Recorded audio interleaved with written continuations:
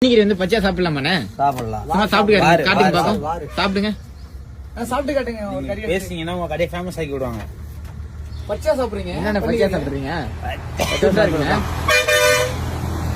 எவ்வளோ பன்னிக்கறி ஒரு கிலோ? 400. போர்க் மீட்டை பச்சையாக சாப்பிட்லாமா?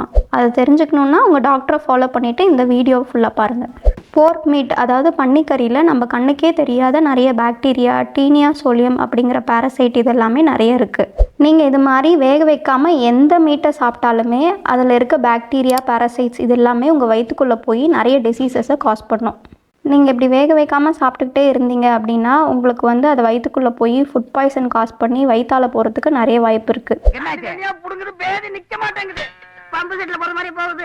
இந்த டீனியா சோலியம் அப்படிங்கிற பேரசைட் வந்து மூளைக்கு போய் நியூரோசிஸ்டிக் சிர்கோசிஸ் அப்படிங்கிற இன்ஃபெக்ஷனையும் காஸ் பண்ணும். இப்போ சப்போஸ் ப்ரெக்னென்ட் லேடிஸ் இதை ஒழுங்காக வேக வைக்காமல் சாப்பிட்டாங்கன்னா அவங்களுக்கு வந்து அபார்ஷன் ஆகிறது கூட நிறைய வாய்ப்பு இருக்குது. ஸோ எப்படி ப்ராப்பராக போர்க் மீட்டை சாப்பிட்லாம் அப்படின்னா, நீங்கள் போர்க் மீட்டை வந்து நல்லா வாஷ் பண்ணிவிட்டு அதை 140லேருந்து 160 டிகிரி ஃபாரன்ஹீட் வரைக்கும் நல்லா ஹீட் பண்ணிங்கன்னா தான் அதில் இருக்க இந்த போர்ஸு அப்புறம் இந்த டீனியா சோலியம் அப்படிங்கிற பேரசைட் இதெல்லாம் செத்து போகும். ஸோ எப்பயுமே வந்து இந்த போர்க் மீட்டை வேக வைக்காமல் சாப்பிடாதீங்க, உங்கள் குழந்தைங்களுக்கும் கொடுக்காதீங்க.